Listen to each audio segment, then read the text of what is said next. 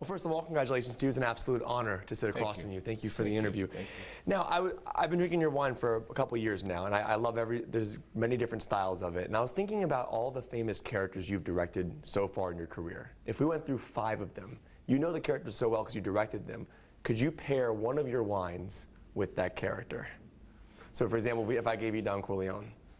What would Don Corleone drink? Which of your wines do you think he would drink? He would drink Rosso Bianco because that's really the kind of wine my grandfather drank, and the old Italians, you know.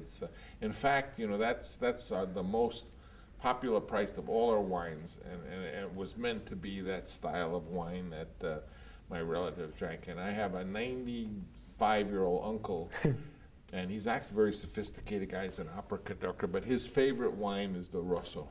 Yeah. So just give me the Rosso, and of course, if you give me some champagne, I'll take it. But so I would say he would drink Rosso Don Corleone. So that's Brando's. Right. Now, what about De Niro's Corleone? Which one would he drink back in the day, in the early 1900s? What would he be drinking? I would think in those days, maybe he would drink a white. I would think. I don't know So why. too. Yeah, I would think he would drink a white wine. I guess he would. He might drink. Well, we'll say Bianco. That's because they're both popularly priced wines. They're good value. You know, they're not expensive, but they're good wines. Now, obviously, gotta go with the character from Apocalypse Now, Willard. What would he drink? Willard was a complicated. Well, he would drink. You see, he was a cognac drinker. Yep. So let's say that he would drink. He would drink. You know, like. We have a wine called Archimedes. He would drink that, you know, but that's a more expensive. That's a more serious wine and complex, and so I would say that. So what I'm going for here is people who are at home watching your films. They can pair the wine up with the movie that they're watching. So let's say we put on The Conversation, one of the greatest movies of all time. What would Harry drink? I think Harry would drink the director's cut cinema. I think so too. So that's a good wine. That's actually my favorite wine. You know, I mean, I like them all for different reasons, but if I have a choice, I want to drink a red wine. And if it's not going to be claret, which is never lets you down, you know, I would drink the cinema. And then final one, gotta go with Sonny. Before his horrible shootout. Sonny. What do you think he would drink? Well, Sonny, I would guess, would drink the claret. I think so too. Black label claret. It's one of the best scenes of all time, when that shootout scene. That was inspired by the shootout in Bonnie and Clyde.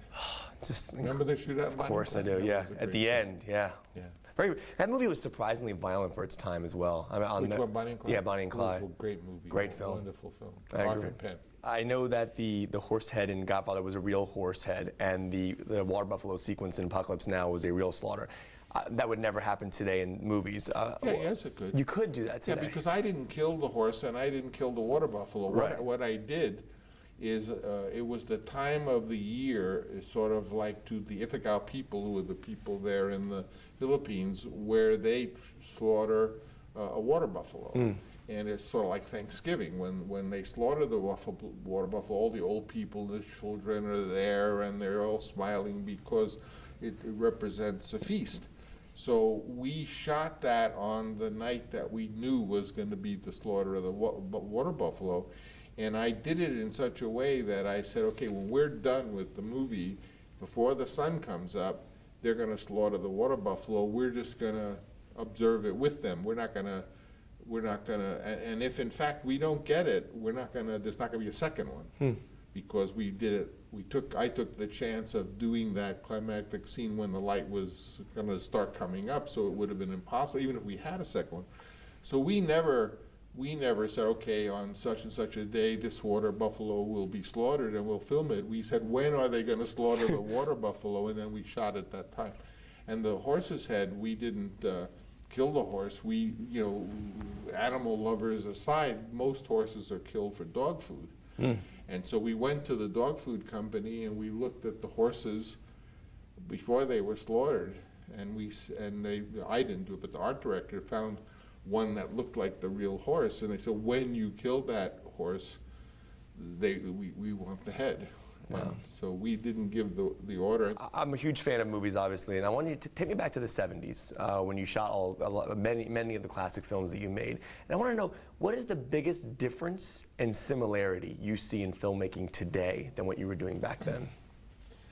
Back then, you could still pull the wool over the studio's eyes and trick them into getting to make a film that was more interesting, more personal, wasn't just the company line. Today, they've wised up, and they out of the box, they already have controls on it. They have controls when you're just telling them who you want for your designer or your photographer. They right away say, well, this guy, you know, he's been known to go over budget and blah, blah, blah. So they make it very hard today. They're controlling the production right from day one. What would be the hardest movie of yours to make today with today's technology and what you were just saying about the studios? What would be the hardest one to make? Well, when you say hard to make, to get the financing to do it, or once you had it to make it? Going past the studio, like not having studio control over the movie. Like, what would be the hardest one to make? make? The only way to not have studio control is to either, you know, have finance it yourself, which is what I did, or have, you know, Leo DiCaprio or and even that is hard today, or get a star that they think is, you know, Brad Pitt, Leo DiCaprio, or someone. And even then they can be wrong, because look what happened with Johnny Depp in The Lone Ranger. So the star is no guarantee. So I think bringing in your own financing is the way to do it.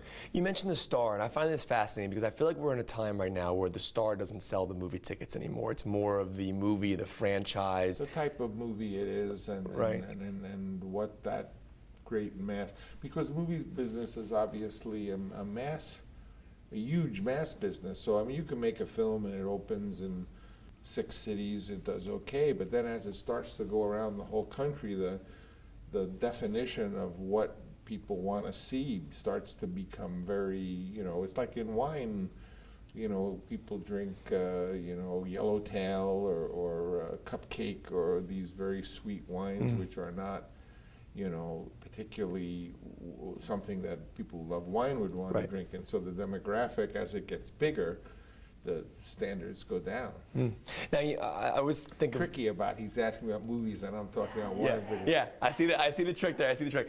When I go shopping for wine, I always pass your wine, and I always wonder to myself, why was the Ford left out of the name of the wine? I always wondered that. Even a lot of my movies, my name when I was a kid, when I wanted to be a writer, and I had an older brother that I idolized, and he was 5 years older than me, and his name was August Floyd Coppola. So I just want to be like him. So my name, in fact, was Francis Ford Coppola, because just as he was August Floyd Coppola. So when I started writing, I put down, and he encouraged me, you know, because he was encouraging older brother, I put Francis Ford Coppola.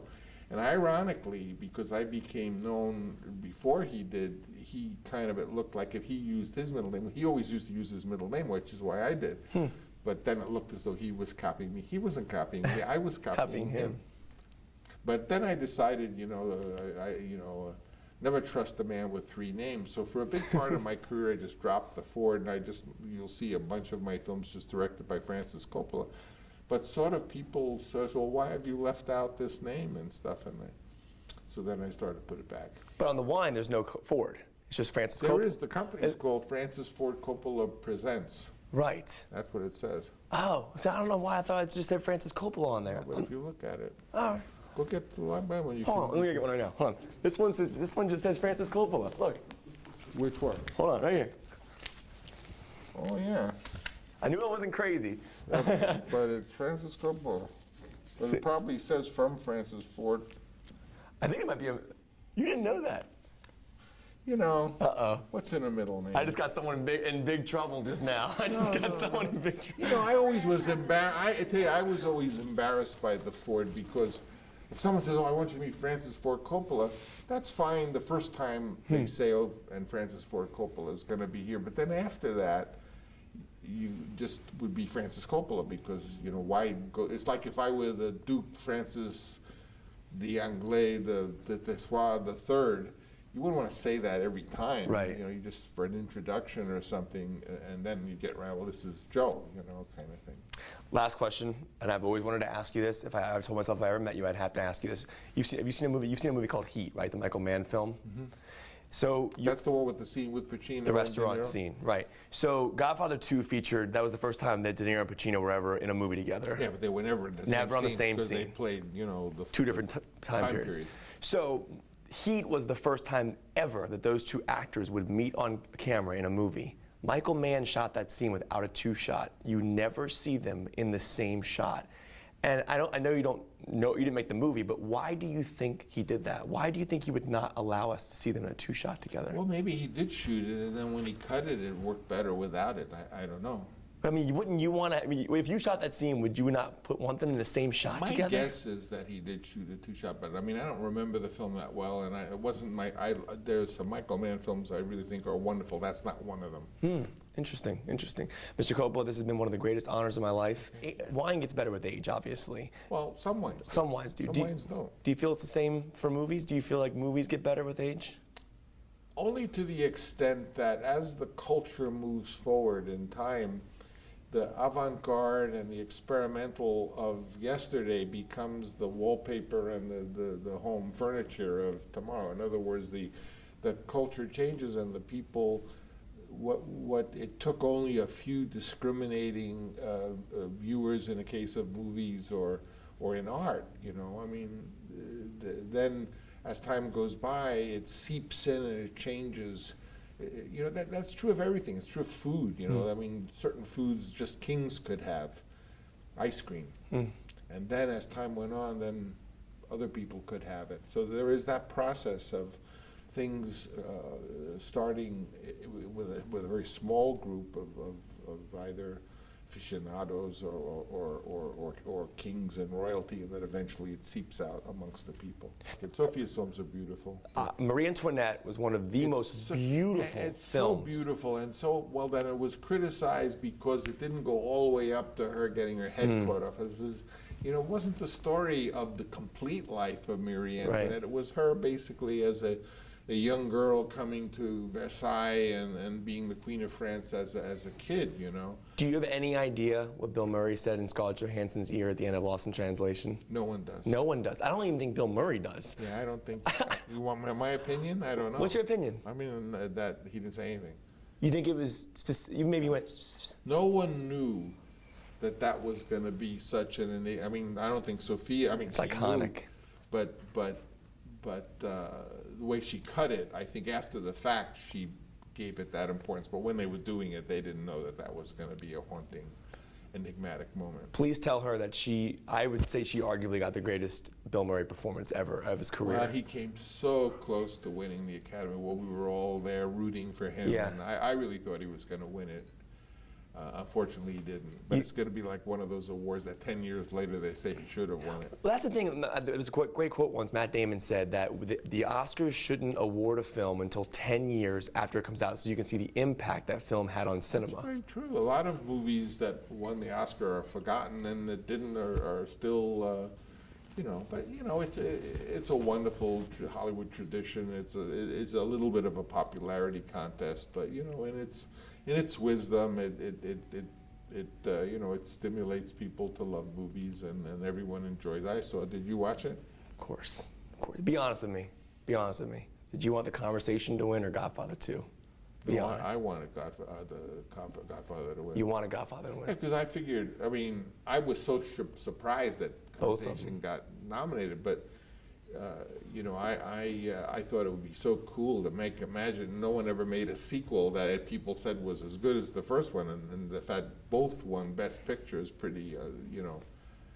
Although even with all that, and what an extraordinary run of film that was, nobody would give me money to make Apocalypse Now. That's amazing to me. I've said this a million times. I will go on record and say this right now, Godfather 2 is the greatest movie ever made. And I've been saying that for the past 10 years. Well, you know, the truth of the matter is that there is no greatest movie. There are 20 of the great movies, because how can you compare, you know, even the silent era alone, you know, the Marnow film, Sunrise, or Pabst, or, You know, even Hollywood films like, what's that beautiful one about the returning war veterans that come, what was that, Best Years of Our Lives? Oh, yeah, yeah, yeah. And, you know, there's not one great movie, there's 20 great movies. And that's great to be part of a company like that. You're going through. How old are you? I'm 29. My goal in life, honestly, is to be a filmmaker. Well, wonderful. Why not? And ever since I was a kid, I made a movie recently. It was a short film, but Great. yeah, I grew up on your films. My dad showed me Godfather when I was 10. I'll never forget that horse scene. You want me to give you a tip? Please. Direct one-act plays for a while. Because it's easy. You get a couple of actors, you can do it. You can get together with some other people. Everyone doing one-act play. You have an evening of them, and the people will come. Because with a one-act play, you see what you're doing with the audience right away. With a film, you got to cut it, and 6 months later, you get the idea whether it was good or bad. So it's good to work in the one-act play because usually it's a one or two character. And if you don't want to write it, there's a great literature of one-act play. Every major playwright has written, Chekhov, Tennessee Williams, Eugene O'Neill, Thornton Wilder. There's a lot of one-act plays. Pick one and get 2 or 3 actors, whatever it is, and you get a lot of experience by doing that. I'm just upset that 35 millimeter is going away. It's really upsetting to me because we're such a digital age right now, but I love the look of 35 millimeter. I know you can manipulate digital to look like 35, but I just can't imagine watching like Godfather on digital. Yeah, it look weird. The truth of the matter is not that it's going away, it's gone. It's gone. Yeah. But the new digital film and the formats, it's going to be now 4K and 8K, and it will be beautiful. But it's your generation's cinema. It's still cinema.